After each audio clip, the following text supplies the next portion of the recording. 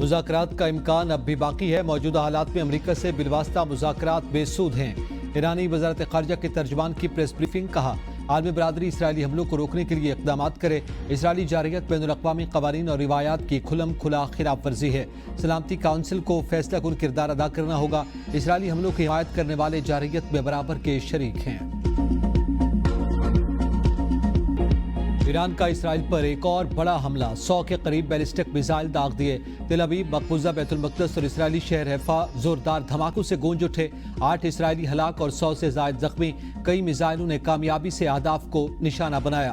حیفا power plant میں آگ لگ گئی۔ وسطی اسرائیل میں بجلی کی فراہمی معطل، شہر میں بجلی کا بریک ڈاؤن۔ ایران کے تازہ حملوں سے تل ابیب، یروشلم، حیفا، ایلات اور بیت یام میں بڑے پیمانے پر تباہی۔ درجنوں عمارتیں ملیامٹ، متعدد افراد ملبے تلے دب گئے۔ امریکی سفارت خانے کو بھی نقصان۔ اسرائیلی حکومت نے ملک بھر میں ہنگامی صورتحال میں 30 جون تک توسیع کر دی۔ امریکہ کا مقبوضہ بیت المقدس میں اپنا سفارت خانہ بند کرنے کا اعلان۔ پاسداران انقلاب کا کہنا ہے کہ اسرائیل کا کوئی کونان رہنے کے قابل نہیں چھوڑیں گے۔ اسرائیلی آبادکار مقبوضہ علاقہ فوری خالی کر دیں۔ امریکی صدر ٹرمپ کا ایران اور اسرائیل کے درمیان جنگ میں شامل ہونے کا عندیہ۔ امریکی ٹی وی کی سینئر صحافی ریچل اسکاٹ سے آف کیمرہ گفتگو کرتے ہوئے ٹرمپ نے کہا کہ یہ ممکن ہے کہ ہم ایران اور اسرائیل کی اس لڑائی میں شامل ہو جائیں۔ فی الحال امریکہ کسی فوجی کارروائی میں ملوث نہیں۔ اگر پیوٹن ثالثی کریں تو وہ اس کے لیے کھلے دل سے تیار ہیں۔ ٹرمپ نے کہا کہ ایران کے جوہری پروگرام پر مذاکرات جاری ہیں اور موجودہ کشیدہ صورتحال کے باعث ایران اب ممکنہ طور پر معاہدے کے لیے زیادہ آمادہ ہوگا۔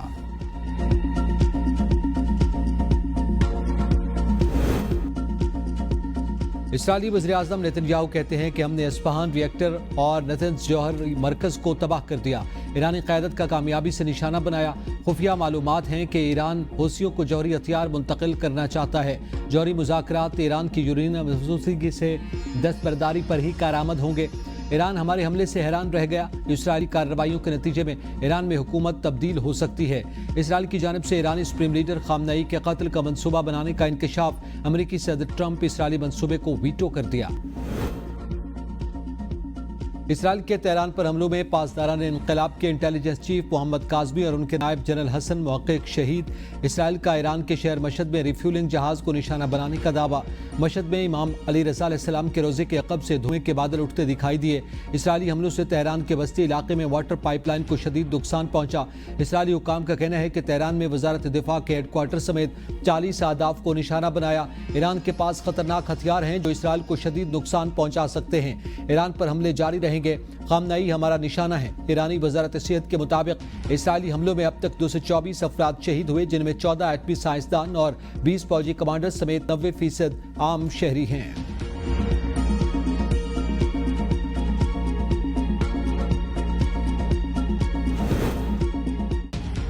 پاکستان کی اسرائیل پر جوہری حملے کی دھمکی کا جھوٹا اور من گھڑت پروپیگنڈا بے نقاب۔ آر ٹی وی نے خواجہ آصف کے بیان کی غلط تشریح کرنے پر معذرت کر لی۔ را کے فیک اکاؤنٹ نے جھوٹا دعویٰ کیا تھا کہ اسرائیلی چینلز کے مطابق پاکستان نے امریکہ کو آگاہ کیا کہ اگر ایران پر جوہری حملہ ہوا تو پاکستان اسرائیل کے خلاف جوہری رد عمل دے گا۔ پروپیگنڈا مہم میں وزیر دفاع کے حوالے سے بھی جھوٹ بولا گیا۔ پاکستان نے ایران کو حملے سے قبل انٹیلیجنس معلومات فراہم کی، جبکہ خواجہ آصف نے 14 جون کو قومی اسمبلی میں ایسا کوئی اعتراف نہیں کیا۔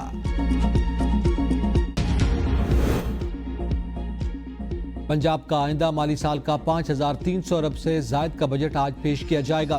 نون ترقیاتی بجٹ کے لیے 4060 ارب روپے، ترقیاتی پروگرامز کے لیے 1240 ارب روپے مختص کیے جائیں گے۔ بجٹ میں 3132 ترقیاتی اسکیمیں شامل کرنے کا فیصلہ جاری۔ اسکیموں کے لیے 535 ارب 98 کروڑ روپے مختص کرنے، نئی ترقیاتی اسکیموں کے لیے 470 ارب 62 کروڑ رکھنے کی تجویز۔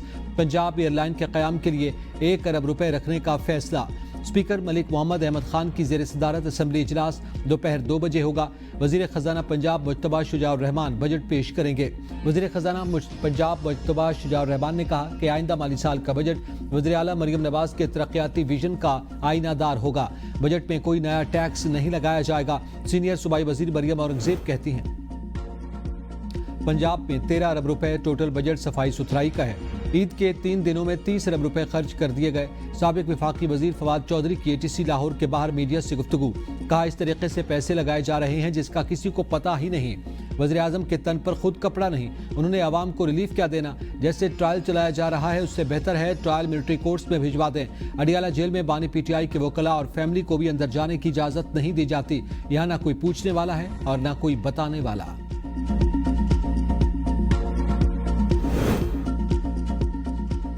महंगाई के सताए आवाम के लिए बुरी खबर, पेट्रोल की कीमत में बड़ा इजाफा। पेट्रोल की कीमत 4 रुपये 80 पैसे, हाई स्पीड डीजल की कीमत में 7 रुपये 95 पैसे का इजाफा।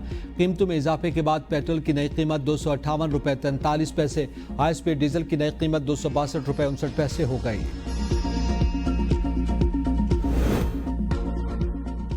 स्टेट बैंक आज मॉनिटरी पॉलिसी का ऐलान करेगा। आइंदा 2 माह के लिए बुनियादी शरह सूद का ऐलान किया जाएगा। गुज़िश्ता इजलास में शरह सूद 1% कमी से 11% मुकर्रर की गई थी। मॉनिटरी पॉलिसी कमेटी गवर्नर की सरबराही में शरह सूद का फैसला करेगी।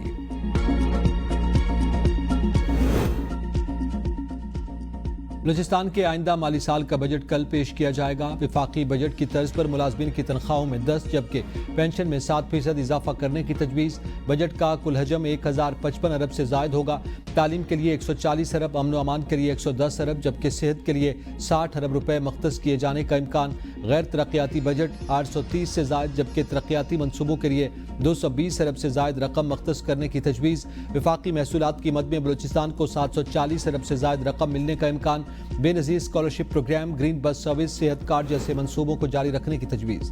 जुडिशल काउंसिल किसी जज की बरतरफी की सिफारिश करे तो क्या सदर अपना जहन अप्लाई करेगा? सुप्रीम कोर्ट आईनी बेंच का जजेस ट्रांसफर केस में इस्तफसार।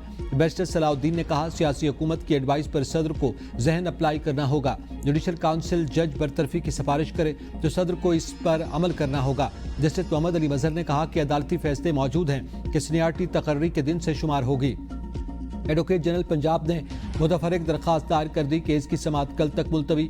हामिद खान कल अपना जवाब मुकम्मल करेंगे। सुप्रीम कोर्ट की दीगर दरख्वास्त गुजारों के वकला को भी कल दलाइल मुकम्मल करने की हिदायत। बानी पीटीआई ने तफ्तीशी टीम से ताउन नहीं किया। तफ्तीशी अफसरान तफ्तीश को टेक्निकल ग्राउंड्स पर मुकम्मल करें। लाहौर की इंसदाद दहशतगर्दी अदालत ने बानी पीटीआई का पॉलीग्राफिक और फोटोग्रामेटिक टेस्ट करवाने की दरख्वास्त का 3 सफ़हात पर मुश्तमिल तहरीरी हुक्मनामा जारी कर दिया।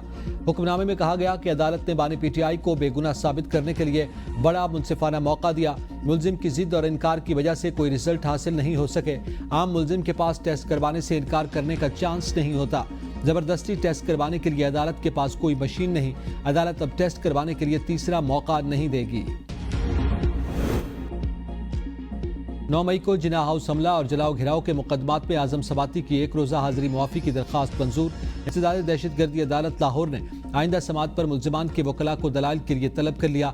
8 फरवरी को पुरतशद्दुद रैली और रियासत मुखालिफ नारेबाजी के केस में आलिया हमजा, इंतजार पंजोथा और फलक नाज बलोच की जमानत मंजूर। कोट की सरहद के करीब बंदा माइनर नहर में 50 फीट चौड़ा शगाफ पड़ गया। कई एकड़ अराजी पर खड़ी फसल ज़ेरे आब, पानी घरों में दाखिल। मकीनों और काश्तकारों ने अपनी मदद आप के तहत शगाफ को बंद किया।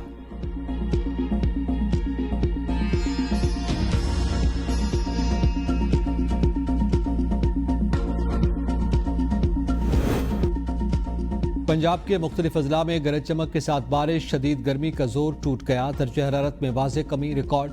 रावलपिंडी, इस्लामाबाद और लाहौर समेत मुख्तलिफ शहरों में बादलों और सूरज के दरमियान आंख बचोली का सिलसिला जारी। खैबर पख्तूनख्वा के बालाई चंद अजला में तेज हवाओं के साथ बारिश और ज्वालाबारी का इम्कान। कराची आज भी शदीद गर्मी की लपेट में रहेगा। दिन के औकात में दर्जा हरारत 45 डिग्री से ज्यादा महसूस किए जाने का इम्कान।